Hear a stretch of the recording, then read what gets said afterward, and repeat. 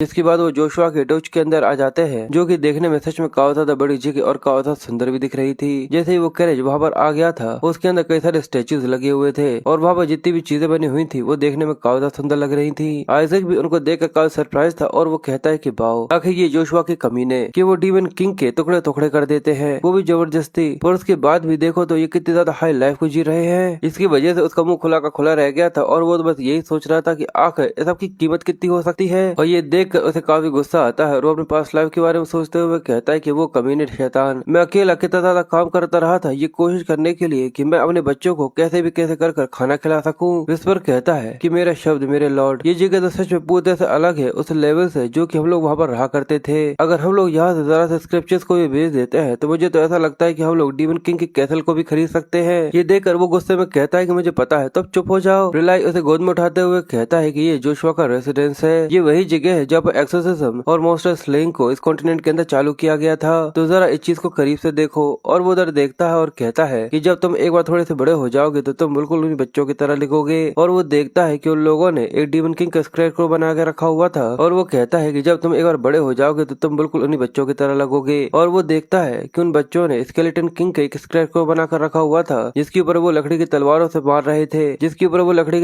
मार रहे थे और कहते हैं कि डीमन किंग, और कहते हैं कि स्केलेटन किंग मर जाओ। और वो उसको बहुत बुरी तरीके से मारे जा रहे थे और कहते हैं कि इसको जमीन पर गिराओ स्केलेटन किंग को, ये बेकार था घटिया सी चीज। और इसी तरीके से वो उसके टुकड़े टुकड़े करने के लिए पूरी तरह से तैयार थे। और ये देखना सच में काफी ज्यादा भयानक था। रिला ये देखकर सच में काफी ज्यादा खुश हो रहा था, पर आइजैक ये देखकर काफी हैरान और काफी ज्यादा घबराते हुए कहता है क्या अगर तुम आज के बच्चों को सिखाते क्या हो, क्या सच में ये क्या फैमिली पूरी तरह से पागलों से भरी हुई है। पर फिर वो शांत होते हुए कहता है कि पर इस सब के बाद भी इस चीज से बिल्कुल भी फर्क नहीं पड़ता जब तक मैं पूरे होली एम्पायर के अंदर अपने इन्फ्लुएंस को फैला सकता हूँ और एम्परर को पूरी तरह से जिंदा जलाकर और इस जगह को आइजैक का पैलेस बना सकता हूँ। पर वो अपनी बात पूरी करता उससे पहले विस्पर उससे कहता है कि आखिर आप क्या कर रहे हैं, थोड़ी देर के लिए इस बच्चे के बारे में तो सोचिए जो कि यहाँ पर एक स्केलेटन किंग की तरह यहाँ पर एक्ट कर रहा है, ये सच में काफी ज्यादा पिटी है। तो वो उससे कहता है कि अपनी बकवास बंद करो और आसपास रिसर्च करना चालू करो कि आखिर आसपास यहाँ पर क्या है। ये सुनकर वो क्रीपी से स्माइल देकर वहाँ से कहता है कि ठीक है। और जैसे ही वो चेक करना चालू करता है तो पूरी पूरी हवेली के अंदर काफी सारी चीजें चमक रही थी।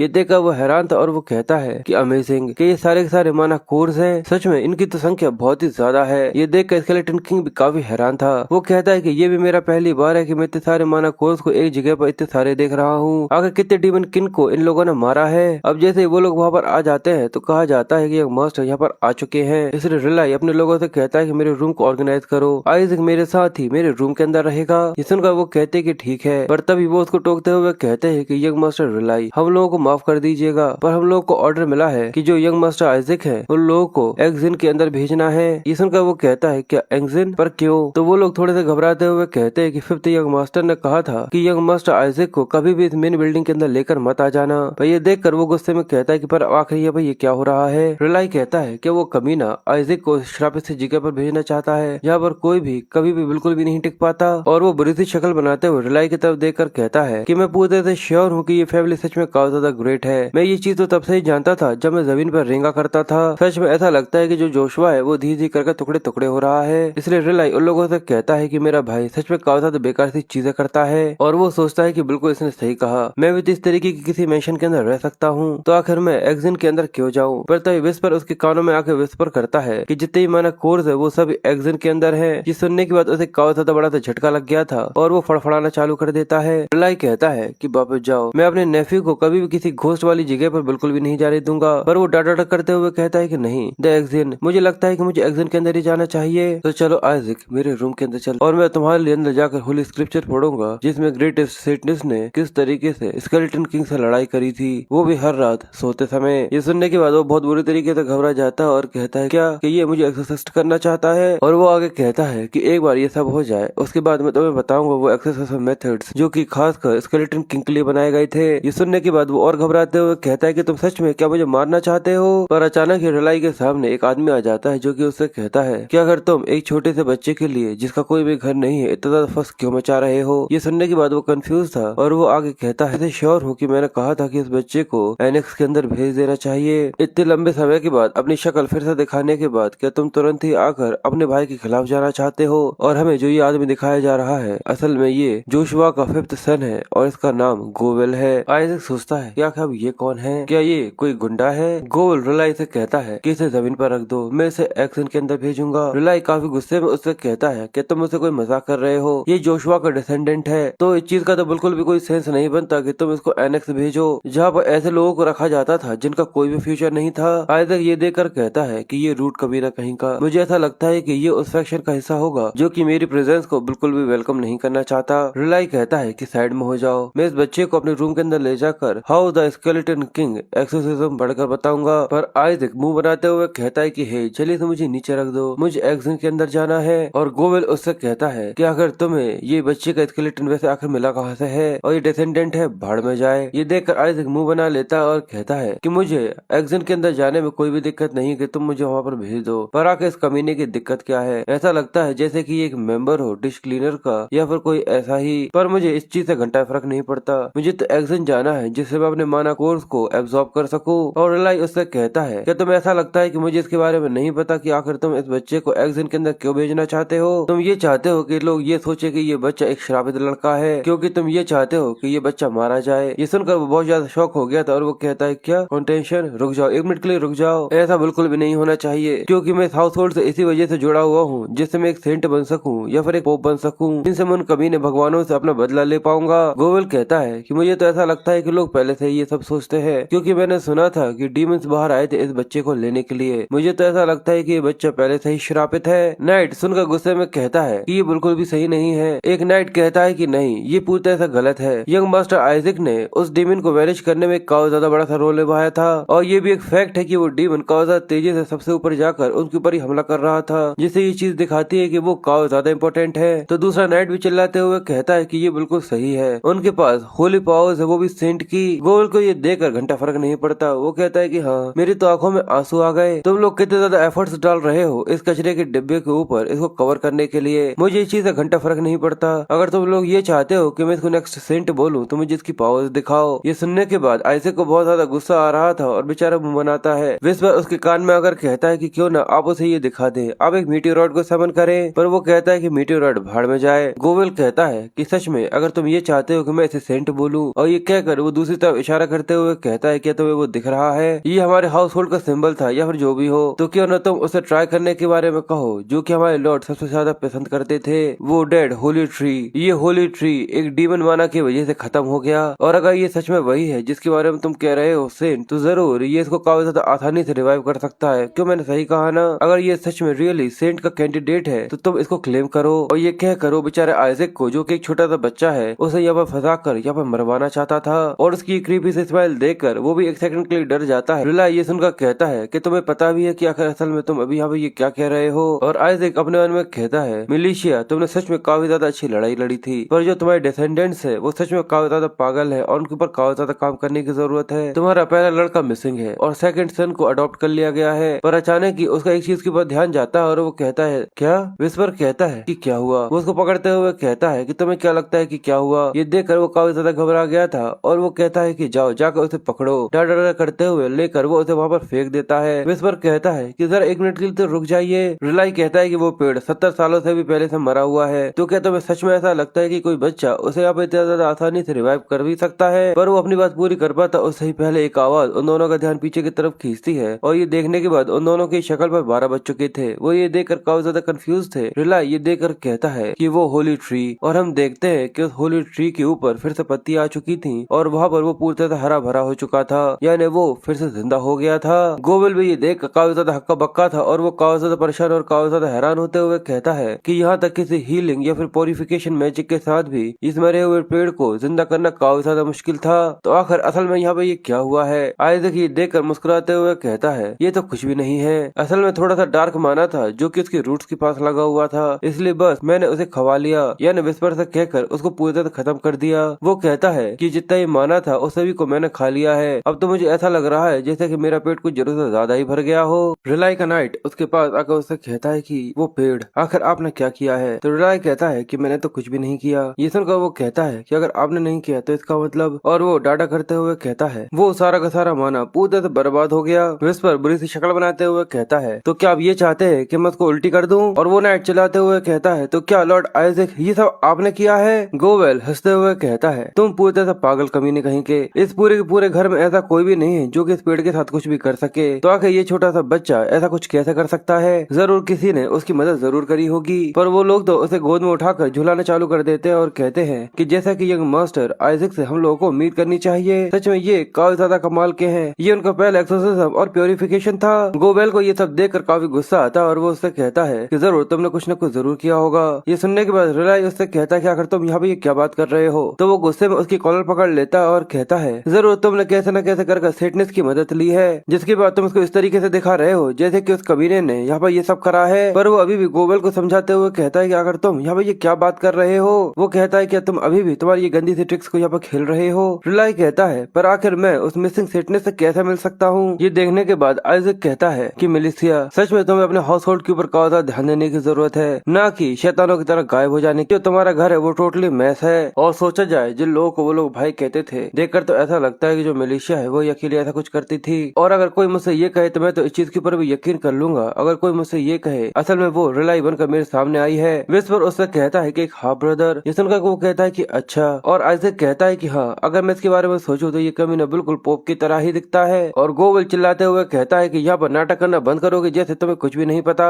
क्या तुम ये सोचते हो कि जैसे कि मुझे ये नहीं पता कि आखिर तुम इस छोटे से कचरे को यहाँ पर अगला सेंट कैंडिडेट बनाने के लिए लेकर आए हो। तुम्हारी ये घटिया से गेम मेरे साथ खेलना बंद करो, ये जानने के बाद भी कि हमारे घर के अंदर पहले से ही एक सेंट कैंडिडेट है। आइजक कहता है क्या इस घर के अंदर पहले से ही एक कैंडिडेट है और ये कमीना उसके बाद भी ये चाहता है कि दूसरा कैंडिडेट यहाँ पर जीत जाए। विस्पर कहता है कि अब आपको यहाँ पर दूसरे के साथ कम्पीट करना होगा और उसके बाद भी आपको देखकर ऐसा लगता है जैसे कि आपको इस चीज से घंटा फर्क नहीं पड़ता हो। आइजक कहता है कि तुम्हें ऐसा नहीं लगता कि ये सच में उतना ही ज्यादा पागल है जैसा कि वो दूसरे को सपोर्ट करता था। सच में इसको पिटता हुआ देखना काफी ज्यादा मजेदार हो सकता है। तो विस्पर उससे कहता है कि ये चीज काफी ज्यादा सेंस बनाती है। रिलाई अब काफी गुस्से में अपने आप को छुड़ाते हुए उससे कहता है अगर ऐसा है तो इसे छोड़ दो। ये हमारा नेफ्यू है और हमारे सबसे बड़े भाई का लड़का भी। इसके पास पूरे हक है कि ये हमारे घर का लीडर बन सकता है। पर ये सुनने के बाद गोबेल हंसते हुए कहता है कि बकवास। हमारा बड़ा भाई वो तब यहाँ से भाग गया जब हमारा घर खतरे में था और तुम उसे ये कह रहे हो कि वो कमीना। आखिर इसके बारे में किसको पता था कि हमारे बड़े भाई का कोई बच्चा भी हो सकता है। और ये सारी बातें सुनने के बाद आइजक कहता है कि अच्छा, अब मुझे समझ में आ गया कि आखिर मुझे इतने ज्यादा कचरे की तरह ट्रीट क्यों किया जाता है। सच में कितनी ज्यादा अच्छी जिंदगी है ना जो कि मुझे मिली है। विस्पर कहता है कि आप आपकी जिंदगी के बारे में ऐसी बात नहीं कर सकते जिसका कोई भी अंत नहीं है।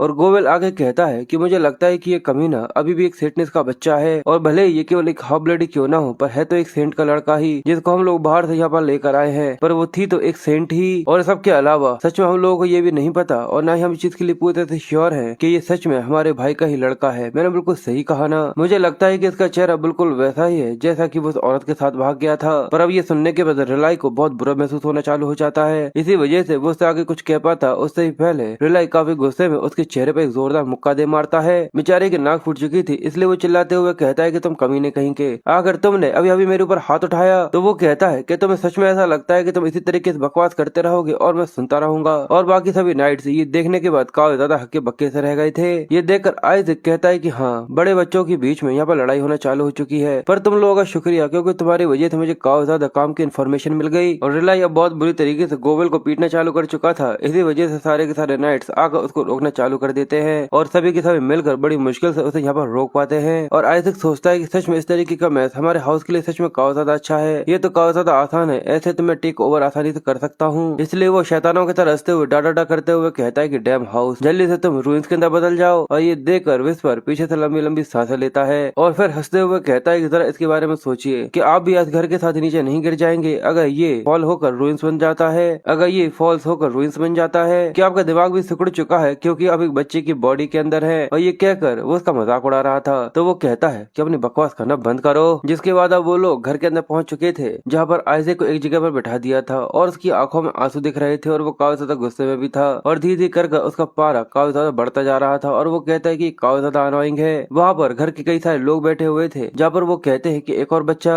आकर हम लोग इस दूसरे बच्चे के साथ क्या कर सकते हैं। और ये सुनने के बाद वो काफी गुस्से में सोचता है कि सच में इस पूरे घर के अंदर कोई भी ऐसा नहीं है जो कि पूरी तरह से ठीक हो। ये कितना अच्छा तरीका है ना अपने नेक्स्ट लाइन को ट्रीट करने का। और वो आगे कहते हैं कि अगर देखा जाए इस प्लेजेंट बिच के बारे में जो कि सेंट है, तो मुझे ऐसा लगता है कि उसे एक और दूसरे बच्चे को जो कि पूरी तरह से नाकारा है उसे जन्म देना ही नहीं चाहिए था। तो दूसरा कहता है कि तुमने बिल्कुल सही कहा, उसे तो एक सेटनेस कहना भी पूरी तरह से गलत है। ये सुनने के बाद अब आइजक को बहुत ज्यादा गुस्सा आने लगा था और वो कहता है कि तुम पागल कमीनो, लगता है कि अब तुम लोग कुछ जरूरत से ज्यादा ही आगे बढ़ रहे हो। और तभी उन लोगों के बीच में बैठी हुई लेडी उन लोगों से कहती है कि सभी लोग शांत हो जाओ। और वो औरत रिलाई रिलाई से कहती है, हम लोगों ने उस बच्चे को बड़ा करने के बारे में डिसाइड किया था, वो भी मेजर हाउस के अंदर, जो कि पूरे स्पॉटलाइट से बाहर है। और अब इसके बारे में बताया जाता है कि एक्टिंग मैट्रियार्च पैट्रियार्च है जोशुआ हाउस की और सेकंड वाइफ है जिसका नाम है हीना। इसलिए वो उससे कहती है, आखिर हम लोग इस बच्चे को इस जमीन पर बड़ा होने के लिए कैसे अलाउ कर सकते हैं। आइजैक ये देखकर कहता है कि ये यहाँ पर सच में काफी ज्यादा हॉस्टिलिटी को ओपन कर रही है। ये उन लोगों में से जरूर हो सकती है जिन लोगों का हाथ मुझे एग्जिट के अंदर भेजने में से था।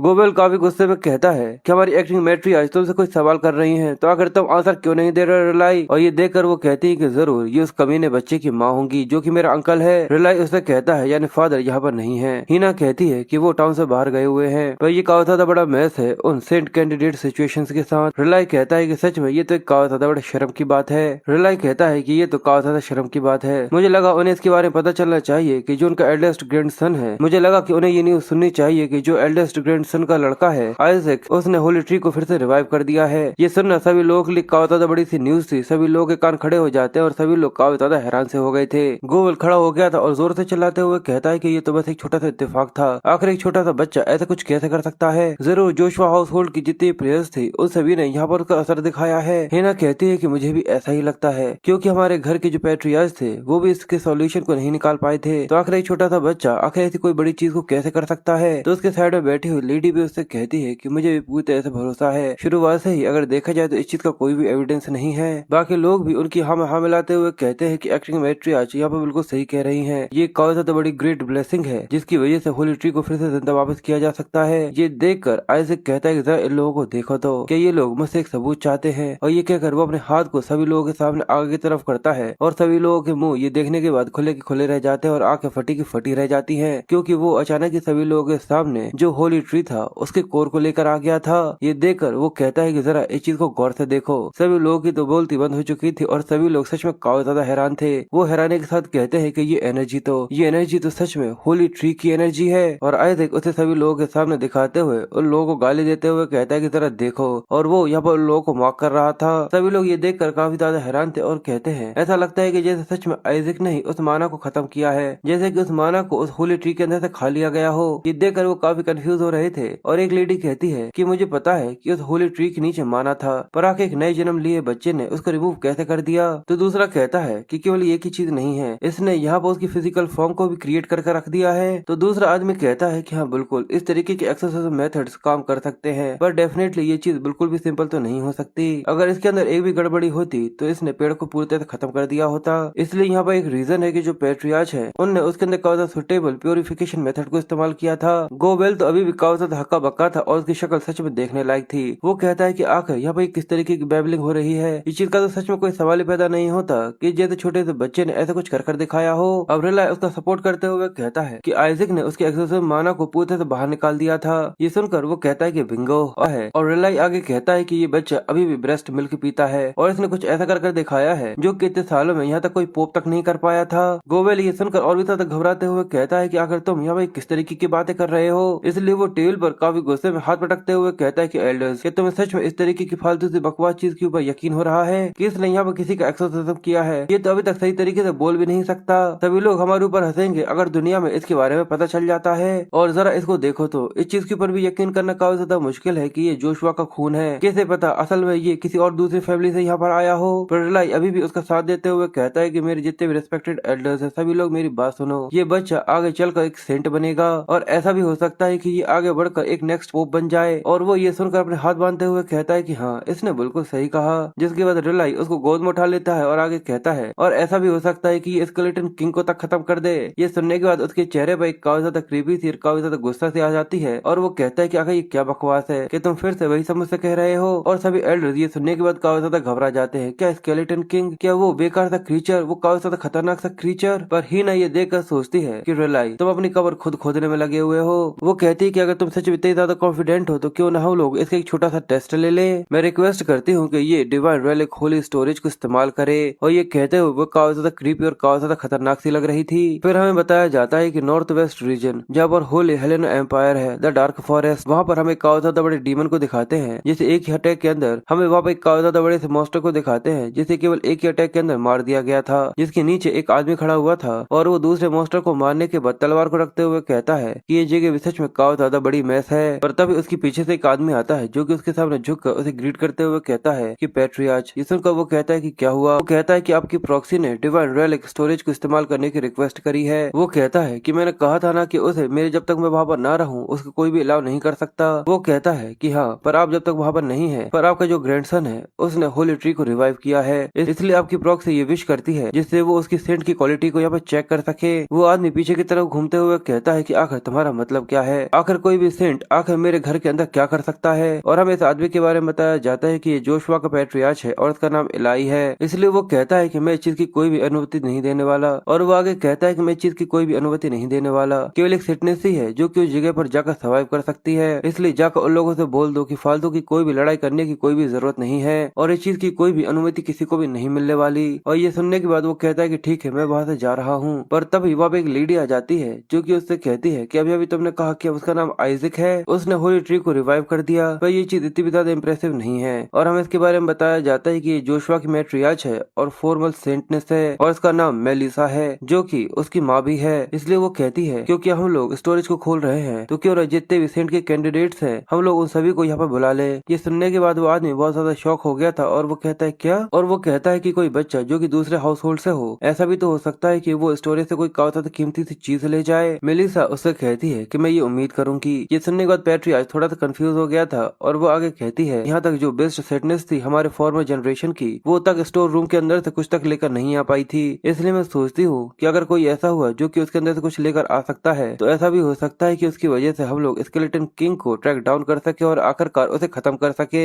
इसलिए हम लोगों के लिए यही अच्छा होगा कि अगर हम उसके ऊपर एक रिवॉर्ड रख दे। जिसके बाद मिलिशा जोर से चिल्लाते हुए कहती है कि ठीक है, जाकर उन लोगों से बोल दो कि वो बच्चा जो कि स्टोर रूम के अंदर से काफी ज्यादा बेस्ट खजाना निकाल कर लेकर आएगा उसे एक इनाम दिया जाएगा और यहाँ तक पॉप भी उसे कुछ भी नहीं कह सकता और वो साथ ही जनरेशनल हाउस हेल्प को भी रिसीव करेगा जो कि जोशुआ हाउस होल्ड की है। और इसके अलावा मैं उसे सीक्रेट टेक्निक सिखाऊंगी मेरे खुद के हाउस होल्ड की, वो भी मैं खुद से ही। इसलिए जाकर उनसे बोल दो कि हम सब कुछ देने के लिए तैयार हैं। फिर हमें बताया जाता है कि जो डिवाइन रेलिक स्टोरेज है असल में वो एक ऐसा सीक्रेट टेक्निक है। फिर हमें डिवाइन रेलिक स्टोरेज के बारे में बताया जाता है जहाँ पर सीक्रेट टेक्निक्स छुपी हुई हैं जो कि 1000 सालों से भी वहाँ पर है और वो पूरी तरह से डिवाइन रेलिक्स की तरह ही छुपी हुई रहती है। और जो सेटनेस है वो हमेशा इस स्टोर की रक्षा करती है और जो जोशुआ है वो कहते हैं कि वो इस स्टोर के ओनर्स हैं। इसी वजह से एक फैक्ट है कि वो बच्चा जिसकी उम्र लगभग 10 साल हो वही अंदर जा सकता है और वो स्टोर को एक तरीके के रिचुअल की तरह इस्तेमाल करते हैं सेटनेस के कैंडिडेट्स के लिए। जैसे ही वो एक बनते हैं वो अंदर जाते हैं और अंदर जाकर किसी चीज को चुनते हैं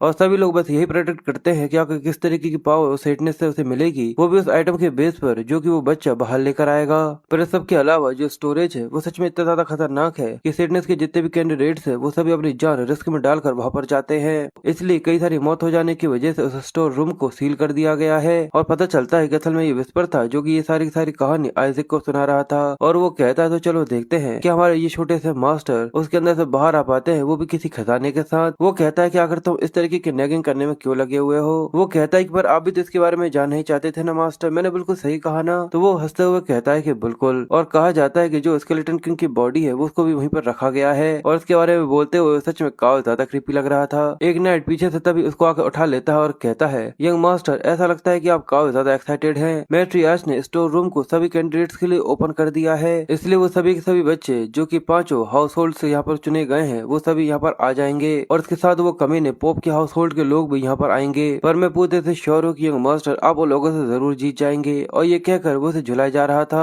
और विस्पर ये देख कर कहता है ऐसा लगता है कि अब ये चीज पहले से और भी ज्यादा बड़ी बन चुकी है। पर वो एक क्रीपी सी स्माइल देते हुए कहता है कि ये तो काफी ज्यादा अच्छा है, वो लोग मेरे ऊपर ज्यादा ध्यान नहीं दे पाएंगे, अगर वहाँ पर काफी ज्यादा लोग होंगे तो मैं अपनी बॉडी को वापस ले पाऊंगा वो भी काफी ज्यादा आसानी से। और यही सोचते हुए वो जैसे कि जमीन पर गिर रहा था पर तभी रिलाई वहाँ पर आ जाता है जो कि उसे कहता है कि आइजक तुम्हें काफी ज्यादा सावधान रहने की जरूरत है क्योंकि वो डीमंस जिनको बैटल फील्ड के अंदर कैद कर लिया गया था वो अंदर की रक्षा करते हैं। ये सुनकर वो कहता है कि वो काफी ज्यादा खतरनाक हो सकता है क्योंकि डीमंस अंदर से उस जगह को गार्ड करते हैं। पर फिर उसके चेहरे पे एक स्माइल आ जाती है और कहता है पर मैं पूरी तरह से श्योर हूँ कि जितने भी 6 रैंक के मॉन्स्टर्स होंगे वो सच में काफी ज्यादा लोली होंगे, मैं तो काफी ज्यादा आसानी से उन सभी को ओवरकम कर सकता हूँ। और तब रिलाई कहता है कि 8 रैंक के मॉन्स्टर्स सच में डेफिनेटली बिल्कुल भी आसान अपोनेंट्स नहीं होने वाले जिनसे निपटा जा सके। ये सुनने के बाद वो काफी कंफ्यूज था और वो कहता है कि आखिर तुमने क्या कहा, आखिर 8 रैंक के मॉन्स्टर्स वहाँ पर क्या कर रहे हैं। तभी वो नाइट कहता है कि मुझे ऐसा लगा था कि जो 9th रैंक का ड्रैगन है वो सच में काफी ज्यादा वर्थ हो सकता है। तो वो कहता है कि शायद मुझे भी ऐसा लगता है कि वो काफी ज्यादा कंसिडरिंग रैंक है। ये देखकर विस्पर कहता है ऐसा लगता है कि जोशुआ के हाउस होल्ड के जितने भी लोग हैं उन सभी का दिमाग पूरी तरह से चल चुका है। एक ड्रैगन को उस जगह पर रखा गया है जहाँ पर कई सारे बच्चे जाने वाले हैं, पर कम से कम मास्टर आप तो एक ड्रैगन के बारे में जानते ही हैं। और ये सुनने के बाद उसके चेहरे पर एक अलग ही डर साफ साफ दिख रहा था। वो बहुत बुरी तरीके से घबरा रहा था और कहता है कि डैम इट, डेंजरस ड्रैगन काफी ज्यादा खतरनाक हो सकता है अगर उसे अलग तरीके से देखा जा सके। इसलिए वो परेशान होते हुए कहता है कि मैं कई बार इन लोगों से कई बार स्कैम हो चुका हूँ। तो इस पर कहता है लगता है कि वो कमीने एक छोटे से ड्रैगन को डरा रहे हैं। और वो कहता है कि आखिर ये कमीनों ने बच्चों के लिए वहाँ पर क्या सील कर रखा हुआ है। वहाँ पर 300 साल पहले भी ऐसा कोई भी नहीं था जो कि उसे इतने ज्यादा आसानी से हरा सके।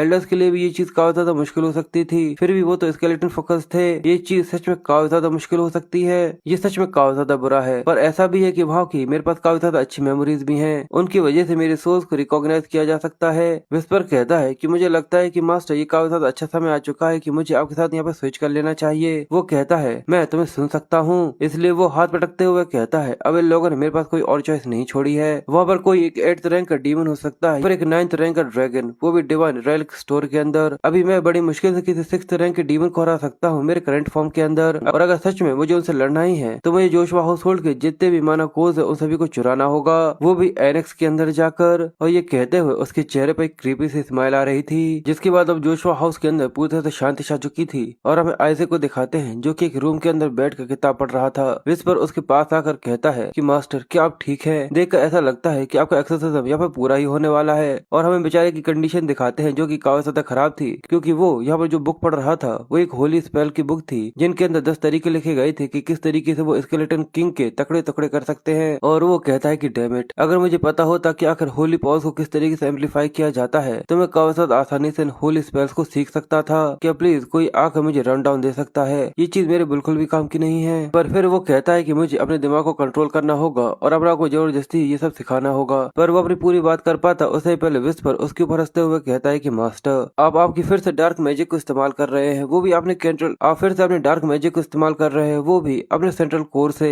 क्या सच में आप इस घर को जमीन के अंदर गाड़ना चाहते हैं, वो भी डीमन की फ्लेम्स से? ये देखकर वो सोचता है कि आखिर तुम्हारी पर्सनैलिटी को इन 150 सालों के बीच में क्या हुआ है। ये सुनने के बाद वो चुप हो जाता है। आइजैक कहता है कि मैं केवल इन थ्योरीज की वजह से यहाँ पर पूरी चीजें नहीं समझ सकता। और ये कहकर वो वहाँ पर उबासी लेना चालू कर देता है। ये देखने के बाद रिलाई वहाँ पर आ गया था जो कि उसे गोद में उठाते हुए कहता है कि लगता है तुम काफी ज्यादा थक चुके हो, ऐसा लगता है कि आज के दिन के लिए तुम्हारे लिए ये सब काफी हुआ। वो सोचता है कि बिल्कुल मेरी उम्र के जो बच्चे होते हैं उन्हें दिन में 16 घंटे सोना चाहिए। जिसके बाद वो आइजैक को उठाकर उसके पाले में रख देता है और दूसरा नाइट ये देखता है कि आखिर वो कौन सी किताब पढ़ रहा था। जिसके बाद वो उसके सिर के ऊपर हाथ रखता है जो देखकर वो थोड़ा सा कंफ्यूज हो रहा था। जिसके बाद वो रीजनरेट यानी अपनी स्पेल को इस्तेमाल करता है जिसकी वजह से आइजैक की पूरी एनर्जी फिर से रिकवर हो गई थी। वो कहता है कि वाओ ये तो एक होली स्पेल है। जिसके बाद वो काफी ग्रीडी हो गया था और वो पाले से बाहर निकलते हुए कहता है कि ये काफी अच्छा था, तो चलो अब दूसरा एक अटैक मैजिक स्पेल को इस्तेमाल करो अंकल। पर विस्पर उसे कहता है कि प्लीज जहाँ पर अभी आप है वहीं पर रहिए, जल्द ही आपको आइजन के अंदर जाना है, इसलिए आप नहीं चाहेंगे कि यहाँ पर लोग रहे। ये सुनने के बाद वो कहता है कि हाँ आइजन, मैं तो इसके बारे में भूल गया था, मुझे जल्दी से जल्दी इन लोगों से निपटना होगा जिससे मैं वहाँ पर जा सकूँ। इसलिए वो सोने की एक्टिंग करना चालू कर देता है। ये देखकर विस्पर मुंह बनाते हुए कहता है आखिर ऐसा कौन हो सकता है जो कि आपकी इतनी ज्यादा बेकार से एक्टिंग के ऊपर भरोसा कर ले। पर वो लोग ये देख उनकी आंखों में चमक आ गई थी और वो कहते हैं कि सर आइजैक देखिए कितने ज्यादा जल्दी सो गए। रिलाई कहता है कि सच में ये काफी ज्यादा कमाल का बच्चा है, ये हर एक चीज काफी ज्यादा जल्दी जल्दी करता है। ये देखकर वो हैरान था और कहता है कि ये सारे के पूरी तरह से पागल है। और फिर वो आइजैक के बारे में बात करना चालू करते हैं जहाँ पर आइजैक ये सुनकर खिलखिला रहा था और विस्पर कहता है सच में कितने ज्यादा कमाल के बेकार से घटिया से लोग हैं। और तभी वो लोग जब बातें करते हैं कि वो टोटेम काफी ज्यादा खतरनाक हो सकता है इसलिए तुम उसका ख्याल रखना। ये सुनते ही उसकी आंखें खुली की खुली रह जाती है और वो कहता है कि क्या? रिलाई वहाँ से जाते हुए कहता है कि वो काफी ज्यादा प्रीशियस है क्योंकि वो आइजैक का पहला टोटेम है, इसलिए उसका काफी ज्यादा सावधानी से रखना। ये सुनकर वो कहता है कि ठीक है। तो वो सोचता है कि मुझे उसे फिर से रिजेक्ट करने की जरूरत है तो तुम उसे नहीं रख सकते। और जब वो लोग वहाँ से चले जाते हैं तो हमारा बेचारा सा छोटा सा डीमन किंग वो रोते हुए कहता है कि मेरा टोटेम, मुझे उसके अंदर से माना को खींचना था। और ये सोच कर वो रो रहा था। पर अब सभी के चले जाने के बाद अचानक उसके अंदर काफी ज्यादा एनर्जी आ जाती है और वो खुश होते हुए कहता है कि अब इस पॉइंट पर मुझे उस एक्शन के अंदर जाकर जितने भी माना कोर्स है उन सभी को पूरे सुखा देना है, तो चलो आगे बढ़ते हैं। और ये कहकर वो नीचे उतरना चालू कर चुका था।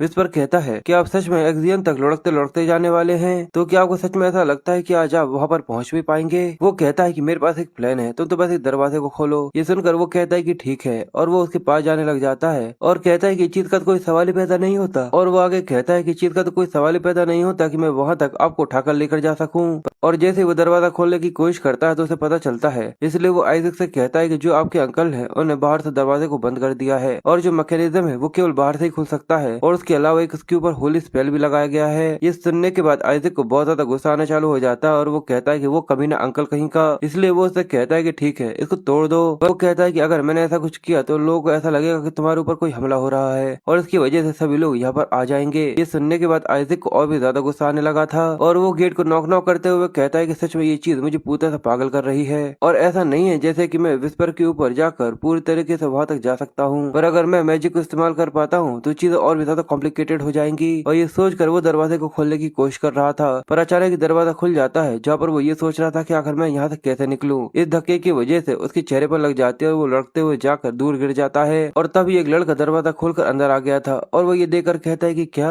और उसके हाथ में एक टोटम था और वो कहता है कि ये बच्चा तो अभी तक सही से चल भी नहीं सकता और हमें इसके बारे में बताया जाता है कि ये गोवेल का लड़का है और एक दूसरा सेंट कैंडिडेट है और उसका नाम शूरी है। आइजैक खड़ा होते हुए सोचता है लगता है कि ये मेरा वही राइवल है और विस्पर काफी गुस्से में चिल्लाते हुए कहता है कि आखिर तुम्हारे मेरे मास्टर को हार्म करने की हिम्मत भी कैसे हुई। और शूरी गुस्से में सोचता है कि एक टोटम जो कि मेरे जैसे जीनस भी सही तरीके से नहीं बना सकता, इस चीज का तो कोई सवाल ही नहीं पैदा होता कि जैसा कोई बच्चा यहाँ पर इस चीज को बना सकता है। जिसके बाद वो अपने पास अपने मैजिक को इस्तेमाल करते हुए उसको दिखाना चालू कर देता है। ये देखकर आइजैक काफी इम्प्रेस हो रहा था और वो आगे कहता है मैं वो हूँ जो कि जल्द ही एक सेंट बनने वाला है, तो आखिर तुम वैसी हिम्मत कैसे कर सकते हो जो कि मेरा है उसे चुराने की। और ये कहकर वो स्लाइड को आगे की तरफ बढ़ा रहा था। आइजैक को ये देख उसका एटीट्यूड उसे बिल्कुल भी पसंद नहीं आता, इसलिए वो अपने मैजिक का इस्तेमाल करते हुए अपने जो खिलौना वहाँ पर पड़ा हुआ था उसे लेकर उसके मुंह पर दे मारता है, जहाँ पर वो कहता है यही मेरा प्लान है जिससे मैं जोशुआ की कर्ज को यहाँ पर आजाद करूंगा। पर वो अपनी बात पूरी कर पाता उससे ही पहले वो खिलौना आकर सीधे उसके चेहरे पर टकराता है। आइजैक खिलखिलाते हुए कहता है कि मैंने मेरी राइड को ढूंढ लिया है। शूरी रोते हुए कहता है क्या तुम्हें पता भी है कि आखिर मैं कौन हूँ। आइजैक सोचता है कि तुम बिल्कुल उस बेवकूफ से अंकल की तरह ही दिखते हो, तुम जरूर उसी के ही लड़के होगे और मैंने देख लिया है कि तुमने अपने होली मानव को यहाँ पर इकट्ठा कर लिया है जिससे तुम मेरे ऊपर अटैक कर सको बेवकूफ कहीं के, इसलिए तुम इस तरीके की पिटाई को डिजर्व करते हो। और ये कहकर वो बहुत बुरी तरीके से शूरी को अपने खिलौने से पीटना चालू कर देता है और वो रोते हुए कहता है कि प्लीज ऐसा मत करो। और ऐसा करते हुए आइजैक को सच में काफी ज्यादा मजा आ रहा था। वो कहता है कि तुम अकेले कमीने कहीं के, चलो इस चीज को जल्दी से एक्सेप्ट कर लो कि तुम मेरे राइड बनने वाले हो।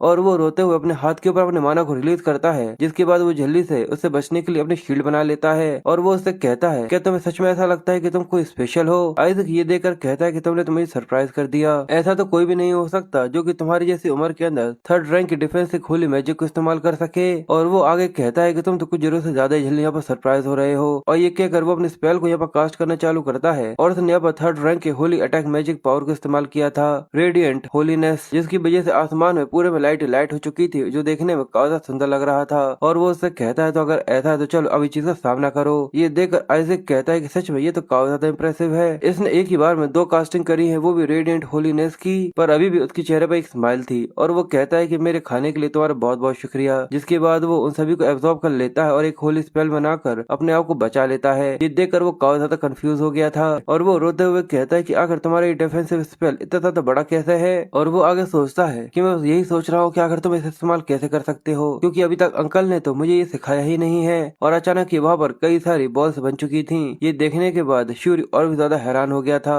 और वो टाटा करते हुए कहता है कि तुम्हारा एक लेसन के लिए बहुत बहुत शुक्रिया। और जैसे उसके ऊपर ये अटैक होता है वो ये देखकर कहता है कि ऐसा नहीं हो सकता। और जैसे ही वो उसकी तरफ उंगली को पॉइंट करता है शूरी बहुत बुरी तरीके से डर गया, क्योंकि जितनी भी बॉल्स थी वो सभी उसी की तरफ बढ़ना चालू हो गई थी। ये देखकर वो घबराते हुए कहता है कि रुक जाओ, पर जितनी भी रेडियस बॉल थी वो सभी की सभी जाकर उसके ऊपर गिरती है और वहाँ पर छोटे छोटे ही धमाके सही पर काफी ज्यादा होते हैं। विस्पर कहता है कि मास्टर मुझे सच में ये देखकर काफी ज्यादा अच्छा लगा, पर क्या आपको ये ठीक लगता है कि अभी भी आप हाउस होल्ड के अंदर आते थे किसी एक बच्चे को मार डाले। वो डा करते हुए कहता है कि आखिर कौन ने कहा कि मैं इसे यहाँ पर मारने वाला हूँ, इन अटैक्स ने तो यहाँ तक इसको हिट तक नहीं किया है। शूरी भी ये देखकर काफी ज्यादा सरप्राइज हो रहा था और वो फिर चिल्लाते हुए कहता है कि तुम छोटे से कमीने कहीं के, यानी तुम मुझे हिट तक नहीं कर सकते तो आखिर तुमने मुझे तथा डरा क्यों दिया। इस चीज से फर्क नहीं पड़ता कि आखिर तुम कितने अटैक स्पेल्स को मेरे जैसे किसी सेंट कैंडिडेट के खिलाफ इस्तेमाल कर पाओ। पर वो अपनी पूरी बात कर पाए उससे पहले उसे एक आवाज आती है कि आखिर तुम्हारी ऐसा कुछ कहने की हिम्मत भी कैसे हुई। ये सुनने के बाद शूरी बहुत बुरी तरीके से घबराते हुए पीछे की तरफ देखता है तो उसे वही वो शेडो लीच दिखता है जो कि उससे कहता है क्या तुम फिर से मेरे मास्टर के ऊपर अटैक करना चाहते हो, ऐसा लगता है कि तुम सच में यहाँ पर मरने की इच्छा रखते हो। ये देखकर वो बहुत बुरी तरीके से घबरा गया था और उसके सामने अपने घुटने देख देता है और बेचारे की आंखों में आंसू आ गए थे। ये देखकर तो बेचारे शूरी के लिए भी मुझे यहाँ पर काफी ज्यादा बुरा लग रहा है और आइजैक बड़े ही आराम से जाकर उसके कंधे के ऊपर बैठ जाता है और डाटा करते हुए कहता है, तो आखिर बताओ, आखिर तुम क्या कर रहे हो? और फिर उसके चेहरे पर एक क्रीपी से स्माइल आ गई थी, जहाँ पर वो डाटा करते हुए कहता है कि चलो अब मुझे गोदी में उठा लो बेवकूफ कमीने कहीं के। जिसके बाद हमें रात का सीन दिखाया जाता है, जहाँ पर वो कहता है कि मैं शूरी जोशुआ हूँ और मैं भविष्य में जाकर एक सेंट बनूंगा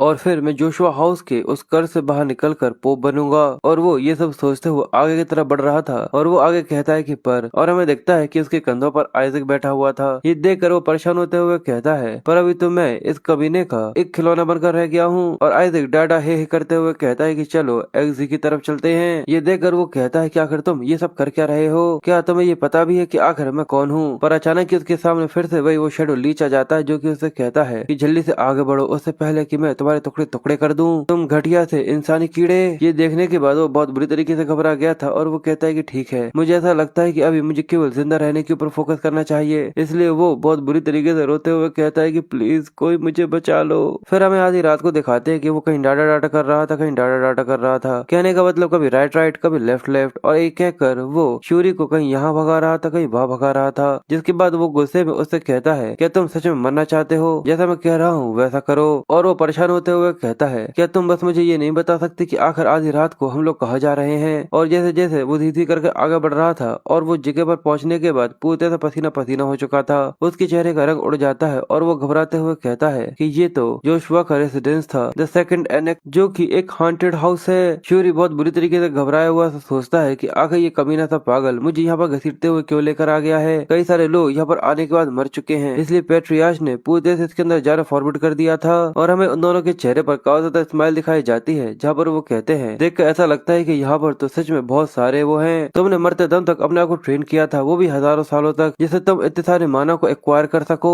इसलिए आइजक डाटा करते हुए कहता है कि बच्चे चलो आगे बढ़ना चालू करो। ये देखकर वो कहता है कि तुम अंदर जाकर मरना चाहते हो? बिल्कुल भी नहीं, मैं बिल्कुल भी अंदर नहीं जाने वाला जब तक कोई एडल्ट हमारे साथ ना हो। पर अचानक ही फिर से वो लीच उसके सामने आ गया था और वो कहता है कि बकवास करना बंद कर और बच्चे चुपचाप से आगे बढ़ना चालू कर। जिसके बाद हमें दिखाते हैं कि वो उस हॉन्टेड हाउस के अंदर आ गए थे, जहाँ पर वो डाटा डाटा कर रहा था। और वो साइड में देखते हुए कहता है, देखकर लगता है कि अंदर से तो ये और भी ज्यादा बेकार हालत में है। जिसके बाद उसका ध्यान साइड में जाता है और वो कहता है कि रुको, और वहाँ पर एक रूम चमक रहा था। ये देखकर वो कहता है कि आखिर ये क्या है? विस्पर कहता है, मुझे ऐसा लगता है कि इस बिल्डिंग के ऊपर एक मास्टरी सील लगाई गई है, यहाँ तक जो दरवाजे उन सभी के ऊपर प्रोटेक्टिव बैरियर्स बने हुए हैं। ये देखकर वो निराश होते हुए कहता है कि सच में आगे किस तरीके की दिक्कत है? शूरी घबराया हुआ सा कहता है कि हम लोग वापस जा सकते हैं, यहाँ पर सारी चीजें बंद हैं। पर वो डाटा डाटा करते हुए उसके बालों को खींचना चालू कर देता है। ये देखकर वो घबरा गया था और कहता है कि आखिर तुम ये क्यों कर रहे हो? मेरे जल्दी से बालों को छोड़ो। फिर वो उसे घसीटते हुए कई सारी पिक्चर्स के सामने लेकर आ जाता है। उनको देखकर शूरी कहता है कि ये हमारे पास पेट्रियार्चेस की फोटोज हैं, तो कि अब तुम पेट्रियार्च की पोजीशन की तरफ भी आगे बढ़ना चाहते हो? इस चीज का तो कोई सवाल पैदा ही नहीं होता।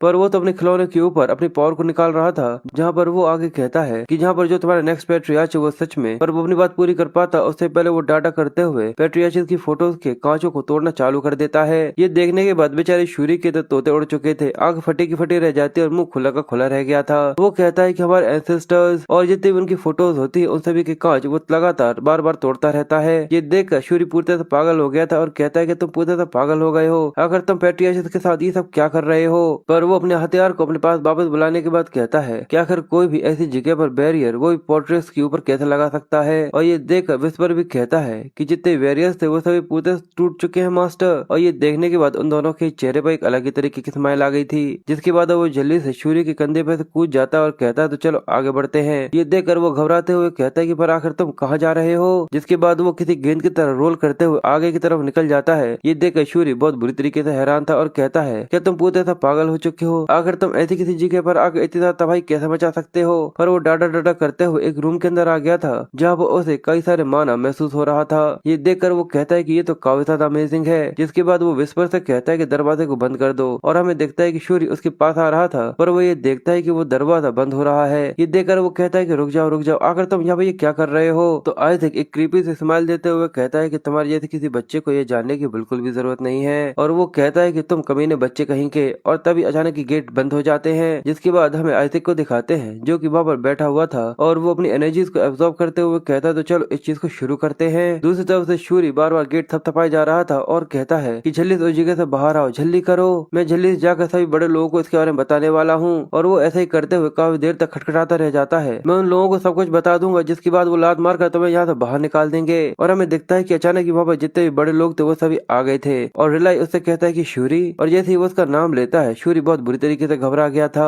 और वो उससे पूछता है कि आखिर तुम यहाँ पर कर क्या रहे हो। शूरी कहता है कि अंकल सच में आप काफी ज्यादा अच्छे समय पर यहाँ पर आए हैं। आइज़ैक वो एक मॉन्स्टर है। हिना ये देख कर कहती है कि आखिर तुम यहाँ पर ये कर क्या रहे हो शूरी, तुम्हें पता है ना कि तुम्हारा एक्शन के अंदर आना किसी भी वजह से भी पूरी तरह से फॉरबिडन है, तो आखिर तुम यहाँ पर आइज़ैक को लेकर आने के बारे में कैसे सोच सकते हो। सुनकर वो घबराते हुए कहता है कि क्या। हिना बताती है कि कई सारे लोगों ने तुम्हें देखा था कि तुम आइज़ैक को अपनी पीठ पर बिठाते हुए वहाँ से लेकर आ रहे थे, और सबसे बड़ी बात तो ये है कि आइज़ैक के रूम के अंदर से एक होली अटैक मैजिक का ट्रैक भी दिखे थे। ये सारी की सारी रिस्पॉन्सिबिलिटी तुम लेते हो, मैंने बिल्कुल सही कहा ना, ये सारा का सारा किया धारा तुम्हारा ही है ना। वो काफी ज्यादा बुरी तरीके से घबरा गया था और वो कहता है कि नहीं, मैं मानता हूँ कि मैं उसे यहाँ पर लेकर आया था और उसमें से कुछ होली अटैक्स मेरे भी थे, पर वो आगे कुछ कह पाता उससे पहले रिलाई काफी गुस्से में उससे कहता है कि सूरी, इस बार तुम कुछ जरूरत से ज्यादा ही आगे बढ़ चुके हो। इस चीज से फर्क नहीं पड़ता कि आखिर वहाँ पर क्या हुआ था, पर सच में इस बार जो तुमने किया है वो काफी ज्यादा हार्श था। इस चीज को टॉलरेट करना भी काफी ज्यादा मुश्किल है, इसलिए मुझे बताओ कि आखिर तुमने आइज़ैक को कहाँ पर लॉक किया है। तो वो बहुत बुरी तरीके से घबरा कर पैनिक करते हुए कहता है कि मैंने उसे कहीं पर भी लॉक नहीं किया, आइज़ैक खुद ब खुद अंदर चला गया। ये सुनकर वो लोग कंफ्यूज हो रहे थे और रिलाई दरवाजा खटखटाते हुए कहता है कि आइज़ैक क्या तुम वहाँ पर हो। वो कहते हैं कि दरवाजा बंद होगा, पर जैसे वो धक्का देता है तो वो देखता है कि दरवाजा खुला हुआ है और जो आइज़ैक था वो बिल्कुल किसी छोटे छोटे बच्चों की तरह वहाँ पर रोना चालू कर देता है। सभी एल्डर्स ये देख कर कहते हैं कि ये काफी अच्छा है कि आइज़ैक पूरी तरह से ठीक है, पर देखो तो ये कितनी बुरी तरीके से डर चुका है। और सभी लोगों का ध्यान यहाँ पर केवल शूरी के ऊपर था, क्योंकि सभी लोगों को ऐसा ही लग रहा था कि ये सारा किया धरा अकेले शूरी का है। आइज़ैक उसे जल्दी से गोद में उठा लेता है और चुप करते हुए कहता है कि भगवान का बहुत बहुत शुक्र है कि ये पूरी तरह से ठीक है। देखकर लगता है कि ये डर चुका है, पर ऐसा नहीं लगता कि इसको यहाँ पर कुछ भी हुआ होगा। और वो फिर तिरछी निगाहों से शूरी को देखता है और कहता है कि तुम्हें अपने ऊपर शर्म आनी चाहिए शूरी, और ये कहकर वो आगे बढ़ चुका था। अब बेचारे शूरी यहाँ पर क्या कर सकता है, वो एक सपोर्टिव कैरेक्टर है, इसलिए हम लोग बेचारे के लिए कुछ कह भी नहीं सकते। वो कहता है कि नहीं, ये सच में मैंने कुछ नहीं किया था। पर तभी हमारे जो एमसी है, जो स्केलेटन किंग है और छोटा सा बच्चा भी, वो डांट करते हुए कहता है कि तुम्हारा बहुत बहुत शुक्रिया। ये सुनकर वो थोड़ा सा कंफ्यूज था और हमें हमारे एमसी के चेहरे पर एक क्रीपी सी स्माइल दिखाई जाती है, जो कि देखना सच में एक छोटे से बच्चे के लिए काफी डरावना सा है। और अब तो मुझे इसको देखकर इसके ऊपर गुस्सा भी आने लगा है, जो कि बेचारे छोटे से दूसरे बच्चे को यहाँ पर डरा रहा है। और वायदा में वो डाटा करते हुए कहता है, मुझे सच में काफी ज्यादा अच्छा मील मिला है, तुम्हारा बहुत बहुत शुक्रिया। और ये देखकर शूरी बहुत बुरी तरीके से शॉक होते हुए कहता है कि डैम दैट। जिसके बाद बाकी सभी एल्डर शूरी को आवाज देते हैं और कहते हैं कि आखिर अचानक ही जिसका ब्लड प्रेशर है ऐसा क्यों लगता है कि वो नीचे जा रहा है, कि ये सब इसी वजह से नहीं है क्योंकि यहाँ पर काफी ज्यादा ठंड है। और वो इसी तरीके से उसके बारे में बात कर रहे थे, पर आइज़ैक के अंदर एक अलग तरीके की एनर्जी हमें दिखाई देती है। वो कहता है कि सच में ये तो उससे बहुत ज्यादा है जितना कि मैंने सोचा था। मैंने यहाँ पर लगभग इतने ज्यादा मानव को ऑब्टेन कर लिया है जितना कि मैंने 100 साल की एक बार में ट्रेनिंग में लिया था। और वो उसे पकड़ते हुए कहता है कि बिल्कुल, अब इतने ज्यादा माना के साथ मैं आखिरकार उस प्लान को इस्तेमाल कर सकता हूँ जिसके बारे में मैंने सोचा था। और ये कहकर उसके चेहरे पे एक अलग तरीके की क्रीपी सी स्माइल थी, जो कि देखने में सच में काफी ज्यादा डरावनी सी लग रही थी। पर रिलाई उसके ऊपर बिल्कुल भी शक नहीं करता, जहाँ पर वो ये देखकर कहता है ऐसा लगता है कि आइज़ैक सच में बहुत बुरी तरीके से डरा हुआ है। अब कुछ दिनों के बाद हमें जोशुआ के अंदर के घर का सीन दिखाते हैं। रिलाई एक लड़की को अपने साथ लेकर आया था। वो कहता है कि आइज़ैक, मैं तुम्हें किसी से मिलवाना चाहता हूँ। ऊपर की तरफ देखता है तो वो कहता है कि इसका नाम, आइज़ैक उसको देख रहा था और वो कहता है कि इसका नाम असाइली है और आज से ये यहाँ पर तुम्हारे लिए एक असिस्टेंट की तरह काम करेगी, यानी ये समझ सकते हो कि ये उसकी नैनी है। असाइली उससे कहती है कि मैं असाइली हूँ, एक होली नाइट जो कि जोशुआ के घर की है। और वो आइज़ैक के सामने झुक कर कहती है कि आज से मैं आपको मरते दम तक सर्व करती रहूंगी। ये देख कर उसे काफी ज्यादा बड़ा सा झटका लगता है और वो अपने मन में कहता है कि इन लोगों ने किसी को इसलिए यहाँ पर रखा है जिससे ये लोग मेरे ऊपर नजर रख सके, पिछली बार जो हुआ था उस वजह से। और वो डाटा डाटा करते हुए कहता है कि तुम। ये सुनकर असाइली उसकी तरफ देखती है और फिर वो उसे डराते हुए, जिसमें वो काफी क्यूट सा लग रहा था, वो कहता है कि तुम यहाँ से चली जाओ, तुम्हें यहाँ से निकाला जाता है, मेरी नजरों से दफा हो जाओ। ये देखकर वो दोनों ही काफी ज्यादा शॉक हो जाते हैं, जिसके बाद असाइली खड़ी हो जाती है और वो कहती है, यंग मास्टर रॉयल, क्या मैं इनकी गालों को दबा सकती हूँ, वो भी बस एक बार। और ये कहते हुए वो सच में इस चीज के लिए काफी ज्यादा ऑब्सेस्ड लग रही थी। ये देखने के बाद आइज़ैक भी थोड़ा सा घबरा सा गया था और वो कहता है कि आखिर इस घर के अंदर इतने सारे पागल भरे क्यों पड़े हुए हैं। जिसके बाद रिलाई अपने पास से कहता है कि हाँ आइज़ैक तुम्हारे लिए, और वो अपने पास से एक रिंग निकाल कर उसको दे देता है और कहता है कि ये प्रेजेंट है तुम्हारे लिए, तुम्हारे अंकल की तरफ से। ये देखकर वो हैरान हो गया था और कहता है कि आखिर ये कचरा कहाँ से उठाकर लेकर आ गए हैं। विस्पर कहता है कि मुझे लगा था कि मैंने गलत सुना है, पर सच में ऐसा देखकर लगता है कि जो हाउस होल्ड है, पर देखकर लगता है कि सच में जो जोशुआ हाउस होल्ड है उसकी फाइनेंशियल क्राइसिस चालू हो चुकी है। आखिर वो ये सच में कैसे सोच सकता है कि ये प्रेजेंट कोई कीमत वाला हो सकता है, वो भी यंग मास्टर के पहले बर्थडे पर। अजाइल ये देखकर कहते हैं कि ए मेरे भगवान, कि ये सेटनेस की हर्लूम नहीं है। ये सुनकर वो कंफ्यूज था और वो कहता है कि सेटनेस की हर्लूम। रिलाई कहता है कि तुम्हारे अंकल ने इसे काउंसिल से जीता है, वो भी बस तुम्हारे तुम्हारे लिए। ये सुनने के बाद वो कहता है कि सच में ये चीज रियल है, और फिर हमें बताया जाता है कि असल में ये वही रिंग है जिसने सेडनेस से उसके खिलाफ लड़ते समय यहाँ पर इस्तेमाल करी थी। द एल्डन रिंग एक ऐसी रिंग जिसके अंदर मिरेकल ऑफ गॉड है, और जैसे ही वो उस रिंग को लेता है तो वो उसको देखकर कहता है कि सच में इसके अंदर काफी ज्यादा होली पावर है जो कि इसके अंदर स्टोर है, ये काफी ज्यादा इनक्रेडिबल है। और वो एक क्रीपी से स्माइल देते हुए कहता है, मुझे ऐसा लगा था कि इसको एक बार या 2 बार में तुम्हें यहाँ पर इस्तेमाल करने के बाद तोड़ ही दूंगा, पर अब मुझे ऐसा लगता है कि मेरे पास एक तरीका है जिससे मैं इसे फिक्स कर सकता हूँ। पर उससे पहले और वो सामने की तरफ देखता है कि वहाँ पर गोवेल था जो कि बहुत बुरी तरीके से उसको घूर घूर कर देखे जा रहा था। उसे काफी ज्यादा गुस्सा आ रही थी और वो दांत पीसते हुए केवल आइजैक को घूर रहा था, जो देखकर वो भी काफी ज्यादा हैरान था। और वो सोचता है उस आदमी के जो एक्सप्रेशन है वो चीज की गारंटी लेते हैं कि ये चीज सच में एक रियल चीज है। अपने नेफ्यू को इस तरीके से घूर घूर कर देखना, वो भी छोटे से बच्चे को, जैसे कि वो उसे जान से मार डालेगा। पर थोड़ी ही देर बाद अचानक ही वो कहता है कि ओ मेरे छोटे से क्यूट नेफ्यू आइजैक।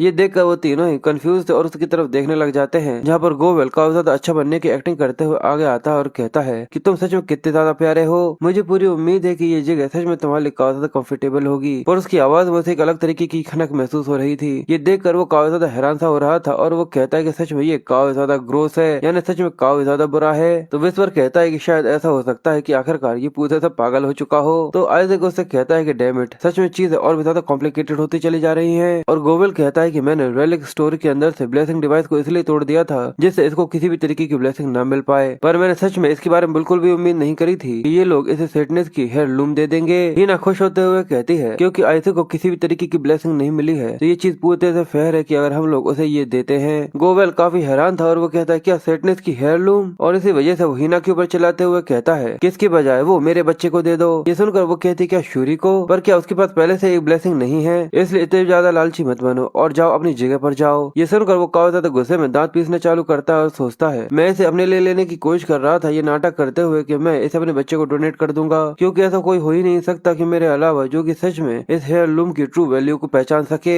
जिसके बाद सीन प्रेजेंट टाइम में आता है, जहाँ पर गोवेल उससे आगे कहता है कि अगर तुम सच में उसे कोई गिफ्ट देना ही चाहते हो। जिसके बाद सीन फिर से प्रेजेंट टाइम में आ जाता है, जहाँ पर गोवेल कहता है कि अगर तुम सच में उसे कोई प्रेजेंट देना ही चाहते हो तो तुम्हें सच में कोई एक अच्छी चीज को लेकर आना चाहिए, क्योंकि ये चीज उतनी ज्यादा अच्छी है जैसे कि कोई कचरा होती है। रिलाई कहता है कि यूजलेस भाई, अगर तुम सेडनेस की चीजों को इस तरीके से कैसे कह सकते हो। पर वो उससे कहता है कि आइजैक मेरा भी काफी प्रीशियस नेफ्यू है, तो आखिर मैं इतनी ज्यादा बेकार और कचरा चीज को उसे कैसे देने दे सकता हूँ। इसलिए वो भी अपने साथ एक रिंग लेकर आया था, जो कि वो उसके सामने लेकर आ जाता है और कहता है कि ये रिंग एम्बर्स की है, जिसके अंदर कई सारी ब्लेसिंग्स है, वो भी डायरेक्टली सेनेस्टा सेडेस की, इसलिए ये रेलिक स्टोरेज के अंदर उसके और भी ज्यादा काम में आएगी। और ये सच में काफी प्रीशियस आइटम है जिसको रेलिक कभी भी नहीं ले सकता था। ये देखकर वो भी थोड़ा सा हैरान हो जाता है और गोवेल बड़ा ही मासूम बनते हुए रेलिक को वो रिंग देने की कोशिश करता है और कहता है कि मैंने सही कहा ना, इसलिए अब जल्दी से करो और वो बेकार गंदी सी रिंग मुझे दे दो और ये ले लो। पर वो अपनी बात पूरी कर पाता उससे पहले आइजैक लेकर उसके चेहरे पर एक जोरदार मुक्का दे मारता है और डाटा करते हुए कहता है कि दफा हो जाओ। जिसके बाद वो उस रिंग को लेता है और डाटा करते हुए कहता है क्या ये घटिया सा आइटम फिर से पोप ने यहाँ पर भिजवाया है, और ये कहकर उसे तेजी से आसमान की तरफ फेंकता है तो पता चलता है कि वो आसमान में कहीं गुम हो जाती है। और डाटा करते हुए कहता है क्या तुम इसके साथ यहाँ से दफा हो सकते हो। हमें दिखता है कि वो रिंग वहाँ से आकर पानी के तालाब में गिर जाती है। देखकर गोवेल जोर से चिल्लाना चालू कर देता है, इसलिए वो चिल्लाता है और कहता है कि आखिर तुम लोग ये क्या कर रहे हो, जल्दी से जाकर एक रिंग को ढूंढो। रिला ये देखकर कहता है कि वो रिंग सच में 1000 गुना ज्यादा प्रीशियस थी जो आइटम मैंने उसको यहाँ पर दिया था, और आइजैक भी उसे इसी तरीके से देख रहा था।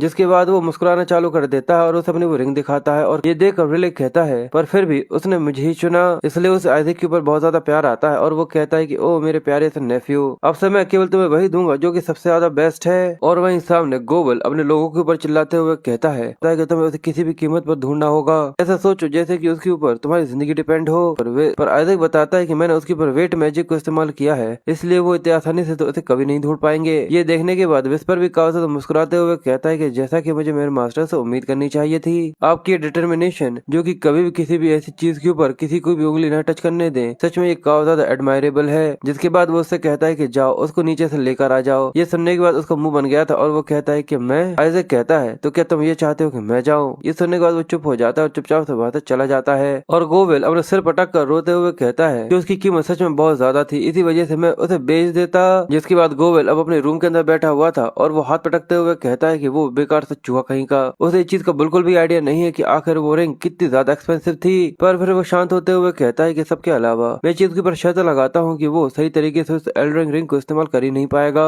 और वो एक फिटिंग आइटम है, वो भी एक ऐसे इंसान के लिए जो एक होली स्पेल तक को इस्तेमाल नहीं नहीं कर सकता और उसे लगभग 20 लोगों की होली पावर जितनी वर्थ एब्जॉर्ब करनी पड़ेगी, जिसके बाद वो इसे इस्तेमाल कर सकता है। इसलिए ये तो पूरे इम्पॉसिबल है और उसे लगभग 20 लोगों की जितनी होली पावर को एब्जॉर्ब करना पड़ेगा जिससे वो इसे इस्तेमाल कर सके। ये तो पूरी से इम्पॉसिबल है। और मैं तो ये सोच रहा हूँ कि यहाँ पर 10 लोग भी हो सकते हैं जो कि क्या उसके पहले जन्मदिन के अंदर आएंगे। पर फिर हमें अगले दिन का सीन दिखाते हैं कि वहाँ पर पूरे में भीड़ ही भीड़ हो रही थी। सभी बड़े बड़े लोग वहाँ पर आए हुए थे और साथ ही उनके बच्चे भी वहीं पर घूम रहे थे। आइजली ये देखकर कहती है कि ये कितना ज्यादा अमेजिंग है। यहाँ पर 148 सेंट कैंडिडेट्स हैं और अगर जितने नोबल्स और सर्वेंट्स को मिलाया जाए तो 4000 लोग हैं जो कि आज यहाँ पर इकट्ठे हुए हैं। ऐसा लगता है कि जितनी भी ड्यूकल फैमिलीज है वो सभी यहाँ पर आई हैं और दर्जन भर से भी ज्यादा मार्कस की फैमिलीज यहाँ पर आई हैं और इम्पीरियल मैजेस्टी भी यहीं पर है। और यहाँ तक दूसरी कंट्री के सेंट कैंडिडेट्स को भी यहाँ पर भेजा गया है कि ये चीज काफी ज्यादा कमाल की नहीं है। और आइजैक काफी परेशान सा होते हुए सोचता है क्या इतने सारे सेंट कैंडिडेट्स यहाँ पर क्या कर रहे हैं, क्या भगवान इतने ज्यादा आलसी हो चुके हैं, इसी वजह से वो कहीं पर भी जाकर कुछ भी कह कर आ जाते हैं। विस्पर कहता है कि ऐसी चीजें भी अलग अलग तरीके से होती है। रिलाई कहता है कि मुझे लगा नहीं था कि ऐसा होगा, मुझे तो लगा था कि शायद कोई भी यहाँ पर नहीं आएगा, ये सोच कर के ये शायद कोई ट्रैप हो सकता है। पर तभी गेट खुलते हैं और आवाज आती है कि बिल्कुल वो लोग ऐसा बिल्कुल भी नहीं सोचते कि ये किसी तरीके की ट्रैप है मेरे दोस्त। और वो कागजात शेयर करते हुए कहता है कि काफी लंबा समय हो गया ना। और इसका नाम काउंट सीमोन है जो कि मर्चेंट यूनियन का हेड भी है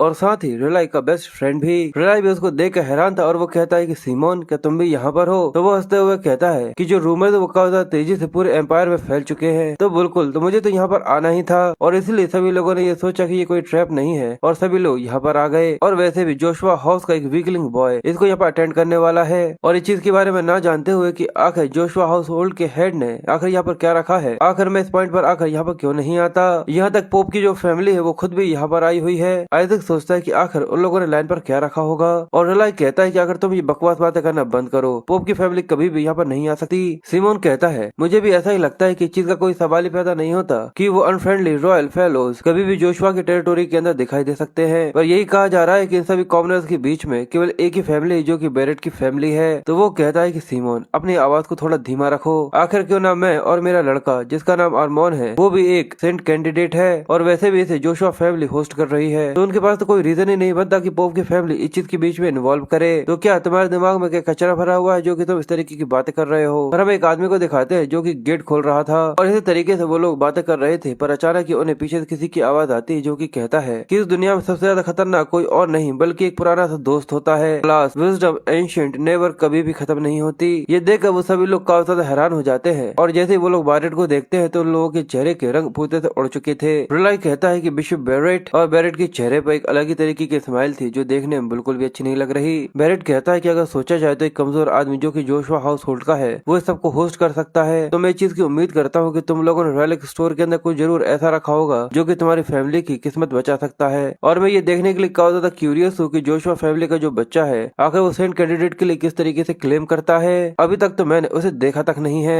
और ये सुनने के बाद वो जल्दी से आइजैक को पीछे की तरफ छुपा लेती है और बैरेट आगे कहता है कि वेल मुझे ऐसा लगता है कि ये अपॉर्चुनिटी सच में पूरी तरह तुम लोगों के लिए बेकार होने वाली है। और वो आगे हंसते हुए काफी ज्यादा क्रीपी से स्माइल देता है जो देखने में काफी ज्यादा भयानक सी लग रही थी। और क्या तुम्हें मेरी सिंसियरिटी है क्योंकि एक सेंट कैंडिडेट है जो कि अपने नाम के साथ अपने फैमिली के नाम को भी आगे बढ़ाने वाला है। रिलाई को ये सुनकर काफी गुस्सा आता है और वो कहता है रिलाई को ये सुनकर काफी गुस्सा आता है और वो सोचता है कि ये किसी तरीके का कोई धोखा करने की कोई कोशिश चल रही है। और वो सोचता है कि एक फैक्ट है जो कि नंबर ऑफ सेंट्स है वो 25 से बढ़कर 148 हो चुका है, वो भी पिछले केवल कुछ ही हफ्तों के अंदर। सच में ये पहले से ही काफी ज्यादा अजीब है। इसलिए मुझे ऐसा लगता है कि इसकी केवल एक ही एक्सप्लेनेशन है कि जो वो गॉड है उनने आंखें अपनी बंद कर ली है। इसकी केवल एक लौती एक्सप्लेनेशन हो सकती है कि जो गॉड है उनने अपनी आंखें बंद कर ली है इस फैक्ट से। इसी वजह से सेंट कैंडिडेट्स न जाने कहां से बाहर निकल कर आ रहे हैं और सभी लोग बस यही कोशिश कर रहे हैं कि वो अपने बच्चे को एक सेंट कैंडिडेट बना सके और केवल उसी तरीके के बच्चे स्टोरेज के अंदर जा सकते हैं, वो बच्चे जो कि अपनी कमजोरी को आगे बढ़कर इस चीज से आगे निकल सके। पर इस सब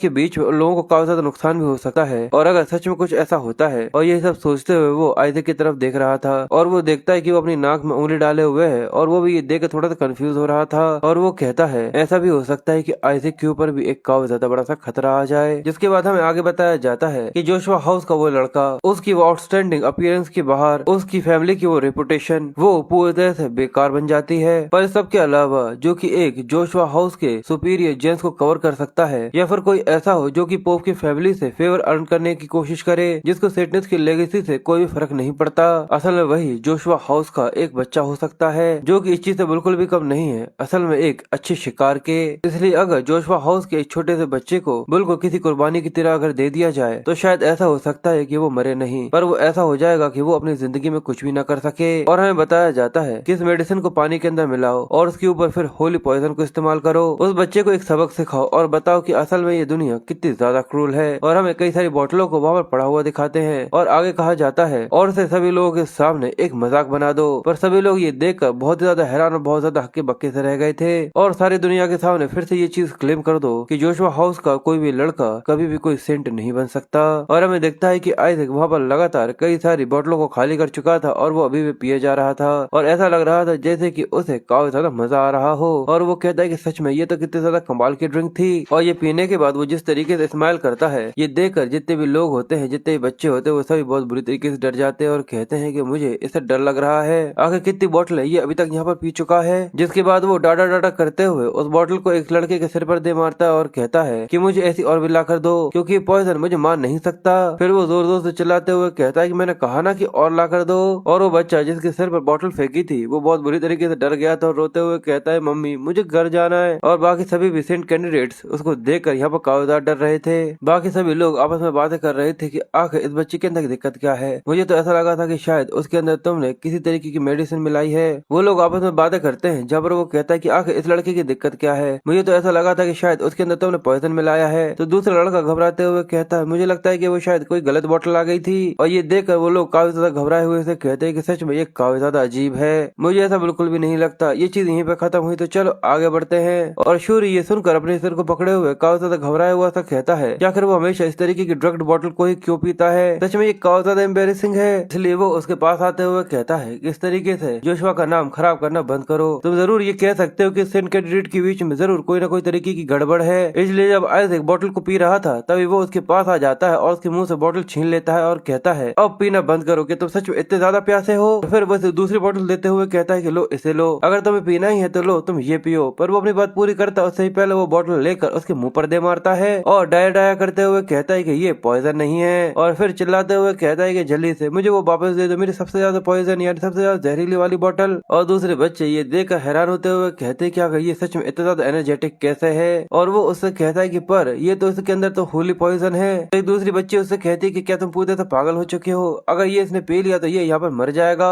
आइजैक भी ये सुनकर हैरान हो गया था और वो कहता है क्या होली पॉइजन। और फिर वो अचानक उस लड़के के ऊपर कूद जाता है। ये देखने में सच में काफी ज्यादा डरावना सा लग रहा था और उस लड़के का मुंह खुला का खुला रह जाता है। जिसके बाद वो उस लड़के के साथ लड़ाई चालू कर देता है, बहुत बुरी तरीके से पीटता है। और बाकी सभी सीट कैंडिडेट ये देख उसके बारे में बातें करना चालू कर देते हैं। और वो लोग कहते हैं कि मैंने सुना है कि अगर तुम एक बार एक ऐसी हाई लेवल पर पहुंच जाओ कि वहाँ पर नेचुरली पॉइजन ब्रेक डाउन हो जाता है और होली पावर के अंदर ट्रेन होने लगता है। ये सुनकर वो दूसरा कहता है कि तुम सच कह रही हो कि ये सच उस पॉइंट तक पहुंच चुका है, पर आखिर ये लगातार पॉइजन बोतल के पीछे ही क्यों पड़ा हुआ है। कि ऐसा तो नहीं कि इसके लिए कोई और चीज पीना सच में काफी ज्यादा खतरनाक सा हो सकता है। और लोग इस तरीके से बकवास सुनता हुआ शूरी वहीं पर बैठा हुआ था और वो कहता है कि बकवास। पर तभी उसके साइड में से एक आवाज आती है कि सच में। ये सुनकर वो कंफ्यूज साइड में देखता है तो एक लड़का जिसकी पूरे पूरे सफेद बाल थे और आंखें बिल्कुल सोने की तरह चमक रही थी, वो उससे कहता है कि तुम सच में ये सजेस्ट करते हो कि ये खुद से सैक्रिफिशियल कर रहा है। शूरी उसको देखकर बहुत बुरी तरीके से हैरान हो गया था और कहता है कीना बायोरेट आखिर ये यहाँ पर कैसे है। और वो बताता है कि ऐसे पहले मैंने कभी भी पोप की फैमिली की पर्टिकुलर किसी के बारे में कुछ भी नहीं सुना था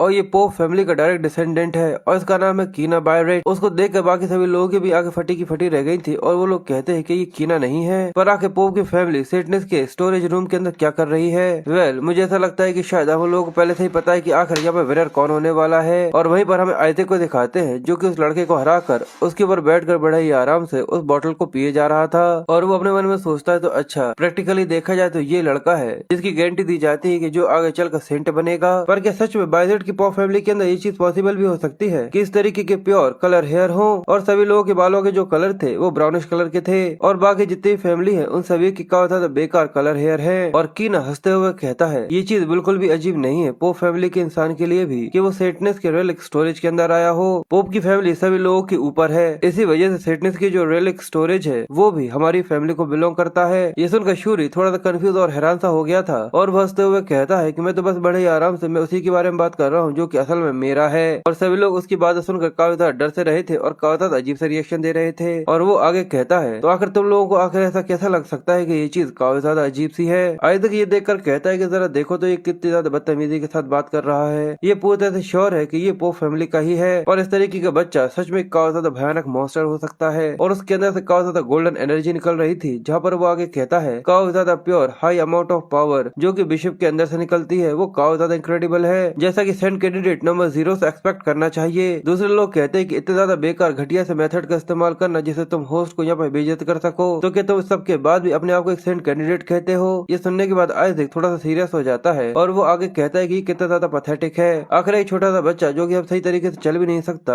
आखिर वो क्या कर लेगा? ये सुनने के बाद सभी लोग थोड़े से कंफ्यूज से हो गए थे और कील आगे बढ़ते हुए कहता है कि इस चीज का तो कोई सवाल ही पैदा नहीं होता कि एक बच्चा पॉइजन रेजिस्टेंस हो सकता है। ऐसा हो सकता है कि ये सिटनेस की पावर्स हो जो कि यहाँ पर उसकी रक्षा करने की कोशिश कर रही हो। और ये कहकर वो आइजैक के सामने आकर बैठ गया था, तो वो उसको देखकर लंबी से सांस लेते हुए कहता है कि सच में बेवकूफियत इसके खानदान के अंदर पहले से चलती आ रही है। और कीन अपनी होली पावर्स को बाहर निकालते हुए कहता है कि सच में ये काफी ज्यादा पिटी है, ये ठीक होगा अगर मैं इसको यहाँ पर डिटॉक्सिफाई कर देता हूँ। ये देखकर वो लोग हैरान थे और कहते हैं कि ये अभी से होली डिटॉक्सिफिकेशन स्पेल को इस्तेमाल कर सकता है। और जरा इसकी होली पावर का साइज तो देखो, शर्त लगाता हूँ कि ये लगभग 5th रैंक पर होगा। और इसी तरीके की बातों के बीच में वो आइजैक को गोद में उठा लेता है और आइजैक सोचता है जरा देखो तो ये एक बच्चे के ऊपर ट्रिक इस्तेमाल करने की कोशिश कर रहा है, मुझे इस्तेमाल कर रहे हो जिससे तुम दूसरों को अपनी स्किल्स दिखा सको। इसलिए वो आगे कहता है कि तुम सच में काफी ज्यादा चालाक हो, ये तो मैं तुम्हारे बारे में कह सकता हूँ। पर वो अपनी बात पूरी खत्म करता उससे ही पहले वो केले के मुंह पर एक मुक्का दे मारता है, यानी कहा जाए कि वो बॉटल दे मारता है। केले ये देख कर काफी ज्यादा कंफ्यूज हो रही थी और सभी लोग ये देख कर हैरान होते हुए कहते हैं कि वो होली पावर वो डिसअपियर हो रही है।